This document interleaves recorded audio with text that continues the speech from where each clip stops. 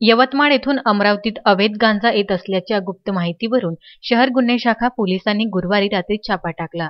बडनेरा जवळील न्यू बालाजी हॉटेलजवळ नाकाबंदी लावून एका पांढऱ्या रंगाच्या कारला अडविण्यात आले। MH 49 F0898 कारमधून 13 किलो 500 ग्राम गांजा अंदाजे किंमत 1,35,000 रुपये तसेच कार अंदाजे किंमत 4 लाख रुपये असा एकूण 5,35,000चा मुद्देमाल जप्त करण्यात आला आहे। कारमधील बसलेले देशमुख लॉन येथील रहिवासी 55 वर्षीय आरोपी सतीश दौलत नांदुरकर, साने गुरुजी नगर येथील रहिवासी 32 वर्षीय आरोपी गजानन रमेश मानकर तर साईनगर येथील रहिवासी 33 वर्षीय प्रशांत यादव रुद्राकर यांच्यावर कारवाई करण्यात आली। आरोपींना गांजाबाबत विचारणा केली असता तो गांजा पठाण चौक येथील रहिवासी सलीम मिर्झा यांचा असल्याचे समोर आले आहे।